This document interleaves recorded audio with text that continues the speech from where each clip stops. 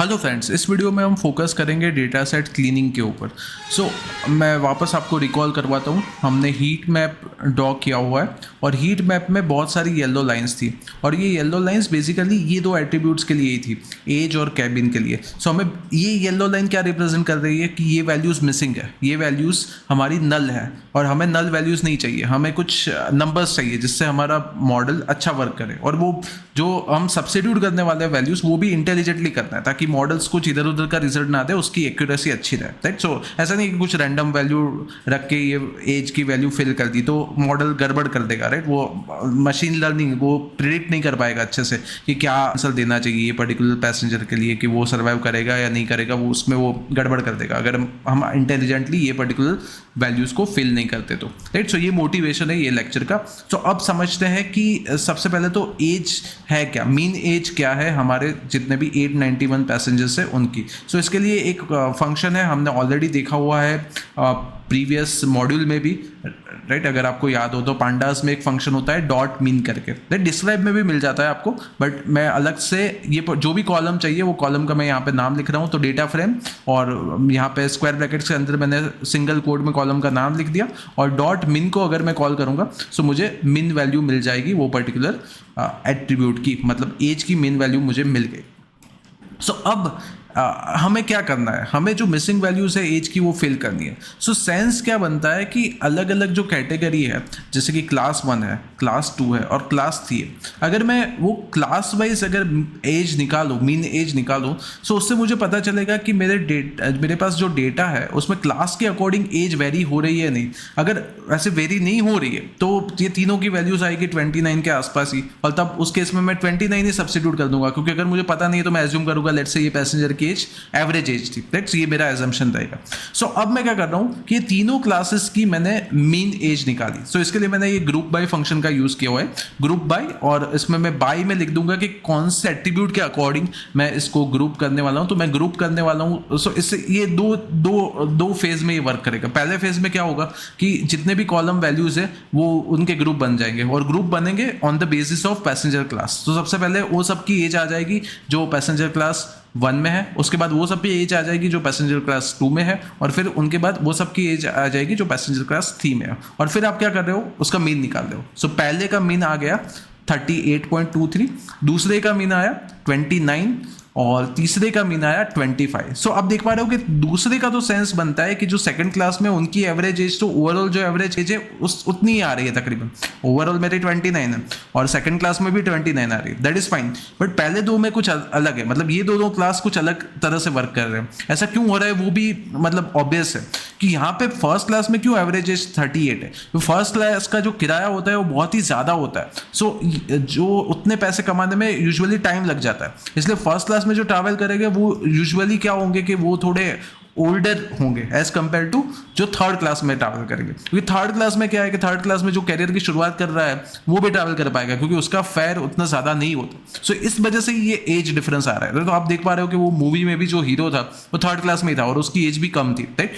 This is the idea about this 3 classes and average ages corresponding to them, right. अब हम क्या करेंगे, क्या सेंस बनता है, हमें क्या करना चाहिए कि हमें चेक करेंगे कि अगर पैसेंजर, हमारे पास ये इन्फॉर्मेशन तो है कि वो कौन से क्लास में ट्रैवल कर रहा है। तो अगर वो फर्स्ट क्लास में ट्रैवल कर रहा है तो उसकी एज में रख दूंगा 38, राइट, क्योंकि वो एवरेज एज है। अगर वो सेकंड क्लास में ट्रैवल कर रहा है तो सेकंड क्लास की एवरेज एज है 29, तो मैं लिख दूंगा 29। अगर वो थर्ड क्लास में ट्रैवल कर रहा है तो मैं लिख दूंगा 25। तो इसके लिए मुझे एक फंक्शन बना के वो फंक्शन को अप्लाई करना होगा, राइट। वो हम देखते हैं। ये जो ऑब्जर्वेशन मैंने अभी जस्ट आपको बताया वो, right, first class passengers were predominantly from the middle age groups. On the other hand, second and third class passengers had a higher proportion of children and fewer older individuals. Children ज़्यादा थे और old people come थे, उस वजह से second और third में जो एवरेज एज है वो कम आ रही है। ओके, अब हम क्या कर रहे हैं, एक मैंने फंक्शन बना दिया मॉडिफाइड एज m_age में। यहाँ पे मैं कॉलम्स पास करूंगा। पहली कॉलम को मैं बोल देता हूँ एज है, दूसरी कॉलम को मैं बोल देता हूँ पैसेंजर क्लास है। और अब मुझे क्या करना है, मुझे चेक करना है कि पहले तो वो नल होना चाहिए, नल होगा तो ही चेंज करूंगा ना, नल नहीं होगा तो मैं जो है एज इट इज रिटर्न कर दूंगा, राइट। सो ये इफ के कॉरस्पॉन्डिंग एल्स मैंने एंड में लिखा हुआ है कि अगर ये नल होगा तो मैं कुछ करूंगा, नल नहीं होगा तो मैं जो एज इट इज है उसको ही रिटर्न कर दूंगा। नल होगा तो मैं क्या करूंगा, मैं क्लास चेक करूंगा, अगर क्लास 1 है तो 38 रिटर्न करूंगा, क्लास 2 है तो क्लास 1 में 38 क्यों किया, क्योंकि हमने निकाली कि एवरेज एज 38 है, इसलिए मैं सब्स्टिट्यूट कर रहा हूँ कि एवरेज एज में अब 38 कर दूंगा। अगर मिसिंग है तो मैं 38 लिख दूंगा अगर वो क्लास 1 का पैसेंजर है, अगर मिसिंग है तो मैं 29 लिख दूंगा अगर वो क्लास 2 का पैसेंजर है। और अदरवाइज मतलब ये दो केस नहीं है तो वो बचा क्लास कौन सा है, अपना लास्ट वाला क्लास ही है, तो क्लास 3 की एवरेज एज है 25, तो मैं रिटर्न कर दूंगा 25। सो ये एक मैंने अच्छा फंक्शन बना दिया। अब मैं क्या करूंगा, ये पर्टिकुलर फंक्शन को अप्लाई करूंगा। ये अप्लाई कैसे करना है वो हमने ऑलरेडी देखा हुआ है। अब क्या कर रहे हैं हम, ये पर्टिकुलर दो जो कॉलम्स है उसमें मैं अप्लाई कर रहा हूँ, और ये अप्लाई कर रहा हूँ मैं किसको, ये पर्टिकुलर फंक्शन को m_age पे। और ये ध्यान में रखना है एक्सेस 1 ही आएगा क्योंकि मैं कॉलम पे काम कर रहा हूँ, और ये मेरी नई मॉडिफाइड एज बन जाएगी अब, करेक्ट, ये अप्लाई होने के बाद। सो ये मैंने क्या कर रहा, डेटा फ्रेम के ये दो कॉलम्स ही पास किए ये अप्लाई फंक्शन में, क्योंकि इन दोनों का यूज करके ये मेरा मॉडिफाइड एज बन जाएगा, राइट। और ये करने के बाद अब क्या हुआ, आप देख पा रहे हो कि ये पूरा गायब हो गया, एज के कॉरस्पॉन्डिंग जो भी येलो लाइंस थी वो मिट गई, क्योंकि अब हमने ये वैल्यूज 38, 29 और 25 सब्स्टिट्यूट कर दिए। तो ये कॉलम का तो पूरा हमने प्रॉब्लम ही सॉल्व कर दिया। अब कैबिन के लिए क्या है कि कैबिन के लिए अब हम चाहे तो कुछ फीचर इंजीनियरिंग कर सकते हैं, बट वो आउट ऑफ स्कोप है ये पर्टिकुलर कोर्स में, इसलिए हम उतना डिटेल में नहीं जाएंगे कि कैसे क्या डिपेंडेंसीज है कैबिन की दूसरे पैरामीटर्स पे और कैसे उसकी वैल्यू सब्स्टिट्यूट करें। हम क्या करेंगे, सिंपली इसको ड्रॉप ही कर देंगे, क्योंकि बहुत सारी वैल्यूज इसकी मिसिंग है, तो कोई सेंस नहीं बनता इसको इंक्लूड करने का हमारे डेटा सेट में। तो उसके लिए हम जस्ट ड्रॉप कर देंगे। और यहाँ पे इन प्लेस, ये एक्सरसाइज में मैंने दिया था, आपको याद हो तो पांडास के एंड में, राइट, पांडास के सेकंड मॉड्यूल के एंड में मैंने ये पूछा था, सेकंड लेक्चर के एंड में मैंने ये पूछा था कि in place is equal to true का मतलब क्या है। In place is equal to true का मतलब होगा जो भी आप चेंजेस करोगे वो ओरिजिनल डेटा फ्रेम में होते रहेंगे। सो मैं क्या कर रहा हूँ, ये ड्रॉप कर दिया मैंने। सो अब ड्रॉप कर दिया तो इससे क्या होगा कि अब अगर मैं इसको प्रिंट करवाऊंगा इसका अगर मैं हीट मैप, तो उसमें क्या होगा, ये वाली कॉलम के जो सारी एंट्रीज है वो गायब हो जाएगी, राइट। अब मैंने करवाया हुआ है एक्चुअल में, आप देख पा रहे हो कि ये सारे गायब हो गए। पर कुछ इम्बार्क करके एक है पैरामीटर हमारे पास जो बता रहा है कि मतलब बोर्ड कहाँ से की पर्टिकुलर पैसेंजर ने वो शिप, तो उसमें कुछ मिसिंग वैल्यूज है। तो उसके लिए मैं क्या कर रहा हूँ, सिंपली ऐसा ही कर रहा हूँ कि जितने भी नल है, ड्रॉप आने का मतलब है जितने भी नल एंट्रीज है उन सबको ड्रॉप कर दो और वो मॉडिफाइड वाले को मेरे ओरिजिनल में ट्रांसफर कर दो। तो इसका मतलब क्या है कि जहाँ पे भी नल दिखेगा, ये एक आध एंट्री है उस 2 नंबर 70 के आसपास, तो उसको मैं डिलीट कर रहा हूँ क्योंकि वो नल वाला चाहिए ही नहीं मुझे, राइट। सो वो मैंने डिलीट कर दिया, ठीक है। सो यहाँ तक आपको समझ में आ गया होगा। ये 24 नंबर का सेल है, वहाँ तक हमने मेनली क्या किया है कि ये पूरा हीट मैप, अगर इसके बाद मैंने हीट मैप फिर से रन करवाया होता तो सारी एंट्रीज ब्लैंक होती, कोई भी वाइट कोई भी येलो लाइन नहीं दिखती आपकी। इसका मतलब क्या है कि जो भी पैरामीटर्स थे सबकी वैल्यू अब हमारे पास कंप्लीट है, कोई ऐसी मिसिंग वैल्यू नहीं है हमारे पास। सो ये पहला ऑब्जेक्टिव तो सॉल्व हो गया। अब दूसरा इसमें दिक्कत क्या है मेरे डेटा सेट में, अगर मैं डेटा सेट को विजुअलाइज करूँ फिर से, राइट, हमने ऑलरेडी उसको विजुअलाइज किया हुआ है, हेड प्रिंट करवाया हुआ है। सो वहाँ पे वापस जाते हैं, राइट, यहाँ इसके ऊपर आएगा, शुरुआत में ही किया था हमने।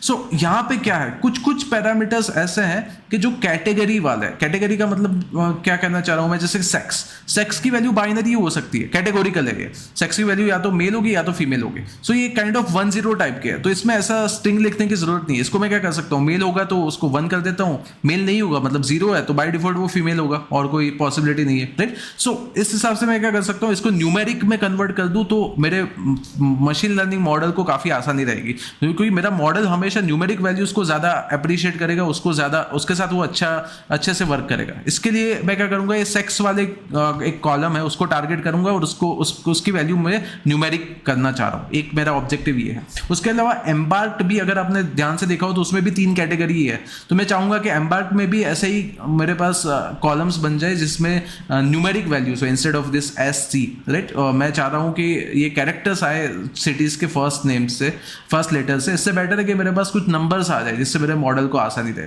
सो अब मुझे मेरा फोकस होगा ये मॉडिफिकेशंस के ऊपर। जो कैटेगरीज वाले मेरे कॉलम्स हैं उनके ऊपर मैं काम करूंगा और उनको न्यूमेरिक में कन्वर्ट कर दूंगा। और इसके अलावा कुछ कुछ ऐसे हैं जो कोई काम के ही नहीं, जैसे ये नेम है तो नेम से थोड़ी पता चलेगा कि आप सर्वाइव करोगे कि नहीं, राइट। सो वो नेम हम ड्रॉप कर देंगे क्योंकि ये किसी काम का नहीं है।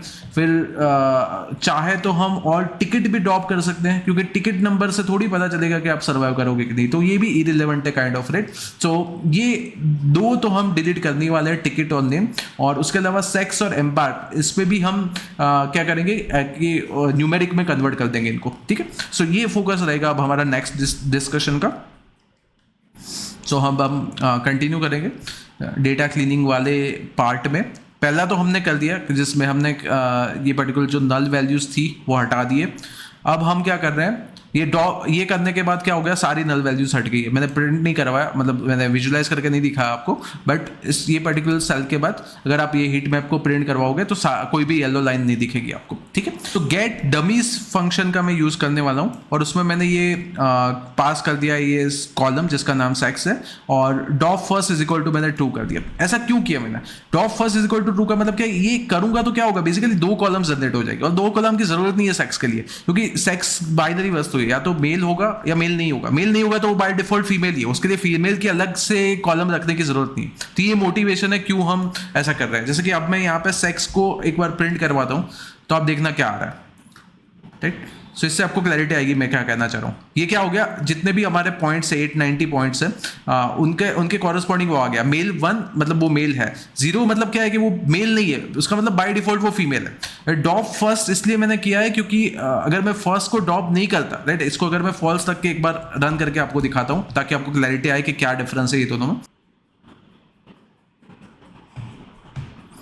ओके, सो इस बार मैंने drop first is equal to false रखा है और अब मैं आपको ये प्रिंट करवा के दिखाता हूँ ताकि आपको डिफरेंस पता चले कि अगर मैं डॉप नहीं करता तो क्या होता है, राइट। सो डॉप नहीं करता तो आप देख पा रहे हो ऐसा आ रहा है, फीमेल और मेल अलग अलग आ रहा है, पर मुझे ज़रूरत ही नहीं है क्योंकि एक ही कॉलम काफ़ी है। अगर मेल है तो 1 होगा, मेल नहीं है तो बाय डिफॉल्ट फीमेल वाला 1 ही होगा। सो ये एडिशनल कॉलम का कोई मतलब नहीं है, वो कंफ्यूज ही करेगा मेरे मॉडल को, इसलिए बेटर है कि एक ही कॉलम रखो। इसलिए मैं यहाँ पे लिखना चाहिए मुझे drop first is equal to true. तो मैं drop first is equal to वापस से ट्रू करके इसको मैं फिर से एक बार रन कर देता हूँ, राइट, ठीक है।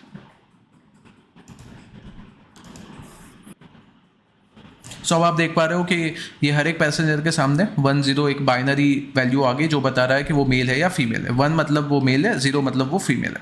अब नेक्स्ट एम्बार्क में भी हम सेम चीज़ कर सकते हैं गेट डमीज का यूज़ करके। सो इसमें भी drop first is equal to true रखा है, राइट। तो इससे फ़ायदा क्या होगा, अगर इसको मैं प्रिंट करवाऊंगा नीचे, लेट से एम्बार्क को अगर मैं प्रिंट करवाता हूँ, ठीक है।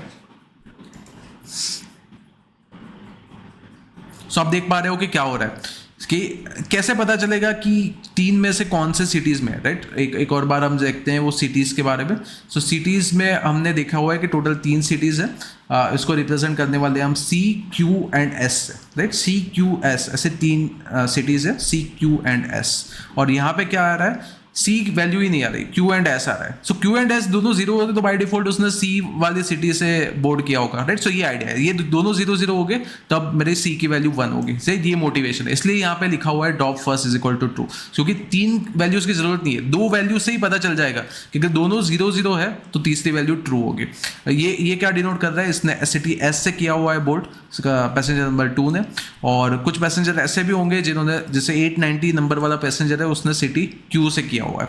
और अगर दोनों 0 हो गए तो वो जो थर्ड सिटी है हमारी C, उससे उसने बोर्ड किया हुआ है ये पर्टिकुलर शिप, राइट। सो ये मोटिवेशन है इस गेट डमीज फंक्शन का यूज करने का, क्योंकि मैं न्यूमेरिक रिप्रेजेंटेशन मिल गया ये पर्टिकुलर कॉलम्स का इंस्टेड ऑफ स्ट्रिंग। ओके, अब हम क्या करेंगे, ये जो काम के नहीं थे उनको हटा दिया। जैसे सेक्स काम का नहीं है अब क्योंकि उसके कॉरस्पॉन्डिंग हमारे पास न्यूमेरिक आ गया है। एम्बार्क काम का नहीं है क्योंकि उसके कॉरस्पॉन्डिंग हमारे पास न्यूमेरिक आ गया है। नेम की जरूरत नहीं है क्योंकि वो मॉडल में हेल्प नहीं करेगा। टिकट की जरूरत नहीं क्योंकि वो कुछ हेल्प नहीं करेगा। एक्सेस इक्वल टू 1 कर दिया क्योंकि ये कॉलम को हम डिलीट कर रहे हैं। और इन प्लेस इक्वल टू 2 कर दिया क्योंकि हम चाहते हैं कि यही जो डेटा फ्रेम है उसमें ही चेंज हो, इसलिए इन प्लेस इक्वल टू 2 कर दिया। सो ये 4 कॉलम हट गई, राइट। तो अब अगर मैं डेटा को प्रिंट करवाऊँ तो पहले 5 एलिमेंट्स, तो मुझे ऐसा दिखेगा, passenger, survived, passenger class, age, ये सिबलिंग स्पाउस कितने हैं, फिर फेयर कितना है, राइट। सो ये वैल्यूज़ मुझे मिल गए, बट अभी भी उसमें ये जो नई कंस्ट्रक्ट हुई वो नहीं आई है। तो नई कंस्ट्रक्ट हुई ऑलरेडी मैंने स्टोर करवाई हुई है, ये दो ये स्मॉल में मैंने एस लिखा हुआ है, वो वाले SEX लिखा हुआ है, ये एक वेरिएबल है मेरा, और दूसरा वेरिएबल ये है एम बार। सो इन दोनों को मुझे अपेंड करना पड़ेगा, राइट, तभी मेरा पूरा डेटा बनेगा। इसलिए मैं क्या कर रहा हूँ, कॉन्केट फंक्शन का यूज कर रहा हूँ। और कॉन्केट में क्या किया, ओरिजिनल वाला है वो तो है ही, उसके साथ ये दो जो मैंने नए बनाए हैं, राइट, बेसिकली 3 कॉलम्स है, बट 2 वेरिएबल्स में मैंने स्टोर करवाया हुआ है। सेक्स के सामने 1 कॉलम होगी, एम्बार्क के सामने 2 कॉलम्स होगी, तो उनको मैं अपेंड कर रहा हूँ मेरे डेटा सेट में, कॉन्केट कर रहा हूँ, जोड़ रहा हूँ। और ये कॉलम्स जोड़ रही है, इसलिए एक्सेस इक्वल टू 1 लिखूंगा यहाँ पे, और इसको रन करूंगा और फिर प्रिंट करूंगा, तो मेरे पास अब कंप्लीट डेटा सेट आ गया। अब देख पा रहे हो कि ये पीछे ये कॉलम्स जुड़ गई, मेल वाली और Q और S वाली, और C की जरूरत नहीं है और फीमेल की जरूरत नहीं है, क्योंकि मेल 0 होगा तो बाय डिफॉल्ट वो फीमेल है, और Q एंड S दोनों 0 होंगे तो बाय डिफॉल्ट वो सिटी C से ही बोर्ड किया हुआ है इसने। सो अब मेरा डेटा सेट एकदम कंप्लीट है, और अब हम रेडी है लॉजिस्टिक रिग्रेशन को अप्लाई करने के लिए। सो नेक्स्ट क्लास में हम ब्रीफली देखेंगे कि कैसे मशीन लर्निंग टेक्निक अब हम अप्लाई कर पाएंगे ये पर्टिकुलर डेटा सेट पे। यहाँ पे अब हमने पूरा कंप्लीट कर लिया, हमने प्री प्रोसेसिंग भी कर ली, हमने जो एनालिसिस भी कर दिया, विजुलाइजेशन भी कर दिया, हमने जो मिसिंग वैल्यूज़ थी उनको भी इंटेलिजेंटली फिल कर दिए, और अब हम देखेंगे कि हमारा जो मशीन लर्निंग का मॉडल है वो क्या रिजल्ट दे रहा है। तो बेसिकली हम ये सर्वाइव वाली जो कॉलम है उसको प्रिडिक्ट करेंगे बेस्ड ऑन अदर इन्फॉर्मेशन। बाकी सारा हमारे पास है, सर्वाइव वाला नहीं है, तो कितना इंटेलिजेंटली हम इसको प्रिडिक्ट कर पा रहे हैं, कितनी एक्यूरेसी से हम इसको प्रिडिक्ट कर पा रहे हैं, वो अब हम डिस्कस करेंगे नेक्स्ट ट्यूटोरियल में। Thank you.